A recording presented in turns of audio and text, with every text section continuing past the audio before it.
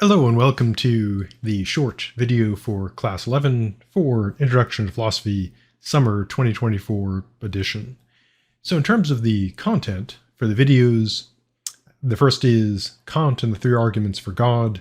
So our good dead friend Immanuel Kant, famous philosopher, dead, still dead today, and he presents an argument by essentially elimination, where he contends that there are only three ways to argue for God's existence. And all of these ways fail to prove God's existence. Therefore, he concludes, since these are the only three ways to do it, there's no way to prove God's existence. Now, he doesn't end up being an atheist because he thinks that the other side of the coin is that you can't prove that God exists with these arguments, but also you can't prove that God doesn't exist through argumentation. So he believes this leaves the door open for either faith or for essentially morality. And in the ethics part of the course, we'll look at how Kant takes the view that you need God for ethics, but not in the usual way people think. It's not that God determines what is good or evil. He believes that God has a role in this, though, not in the determination of ethics. And so ethics and religion, very complicated.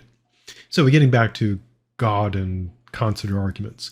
So the first argument he considers is the famous ontological argument. We saw this with St. Anselm, others like Descartes, etc. have made this argument, and the gist is, God is perfect, so he's got to exist, because if he didn't exist, he wouldn't be perfect, but he is, so he does. And Kant, kind of his main objection against this is that if something is perfect and it exists, then yeah, that's fine. So if there is a being that exists and is perfect, it's existing and perfect. But he thinks that essentially that the claim that something is perfect by definition doesn't prove that it exists. If you prove something exists and it is perfect, yep, it exists. To give kind of a comparable situation.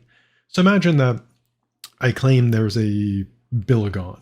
It's a billion-sided figure.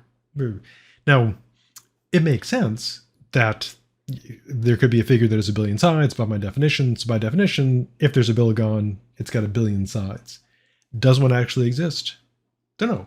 But if one does exist, it's got a billion sides by definition. But merely claiming that it's a billion-sided figure doesn't prove anything about it. Likewise, in the case of Kant's objection, claiming that something is perfect doesn't prove that it exists. It has to exist to have that quality.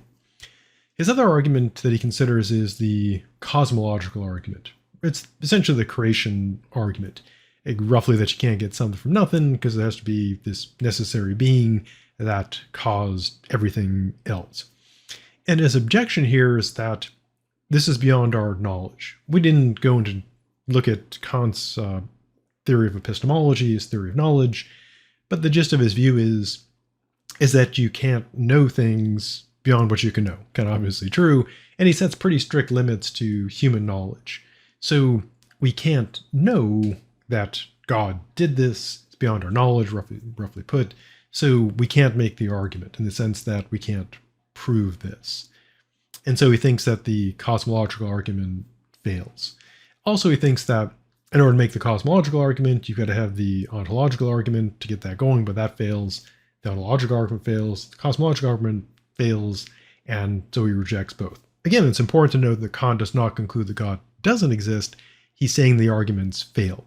And again, a critical part I mentioned in earlier videos about philosophy is that one thing that philosophers do is we make arguments. And there's a big difference between an argument being good and it having a conclusion that is true or that a person likes. So it's possible that to have an argument that is bad for something that is true or something one believes. So when philosophers criticize arguments, say about God's existence, you shouldn't automatically conclude that they're like an atheist because they're assessing the argument. They're not necessarily rejecting the conclusion. So Kant's not out to disprove God. The third argument he considers is the classic argument by design. It's a very popular one. There's all kinds of variations, but the gist of it is you look at stuff. You can look at like lots of stuff like the whole world, the whole universe, or things like the hand or the eye are whatever particular thing people are focused on.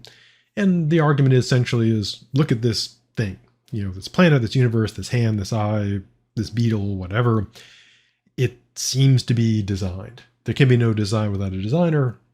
And the only designer up to this task is God. Therefore, God exists. Very popular argument, really old, goes way back in various variations. In fact, predates the argument that for there being an order to things goes way back before, Christianity, Islam, Judaism, etc. Ancient argument. Obviously not trying to prove the monotheistic God, because people didn't have the conception of that back then, but trying to prove things like other entities that are designers. Plato, better designer, Aristotle as well. So why does Kant reject this argument? Well, what he claims is that it's a pretty cool argument, because he thinks that the more evidence of design we see, and he thinks that science is doing this, presenting more and more proof for design, it makes it more and more, reasonable to think there's a design. More evidence of design, more design. So why doesn't he just go right to God from this? Well, his reasoning is this. In order to say that this proves God exists, the creator of the universe, etc., we would have to be able to know that God created all this stuff, as opposed to there being the appearance of design. But because of the cosmological argument fails, we can't know that. And so Kant does like the design argument, but he thinks it can't get us to God being the creator of everything. So his conclusion is, again, these are the only three ways to argue for God. They all fail. There's no way to prove that God exists, but there's no way to disprove God. So again, he leaves it open for belief in God based on faith or based on moral reasons. Now, our final dead guy is our good dead friend Blaise Pascal, which is a pretty cool sounding name. Could be an action hero, could be a porn star, could be both. But he is actually a dead philosopher, specifically a person who did mathematical stuff, all up, gambling and probability and so on. So he presents his famous wager. Quick version is this. So you got two options. You can bet that God exists, or you can bet God doesn't exist. Pascal claims reason can't help us here. We can't have any arguments for God, can't have any arguments against God that work. None of that works. It's beyond our understanding and comprehension. But he claims we do have to decide. We can't be agnostic in this, he claims, despite the fact that people are sometimes agnostic. He claims you can't do that. You got to pick one for God or against God. So if there's no rational reason, according to him, in terms of proof, what do you do? Well, he does a betting thing. And so he reasons that if you bet for God and you're right, then you win heaven, infinite gain. If you bet against God and you're wrong, infinite loss. You lose heaven, or you may get infinitely bad. You get some hell, you get all the hell. And that would be bad.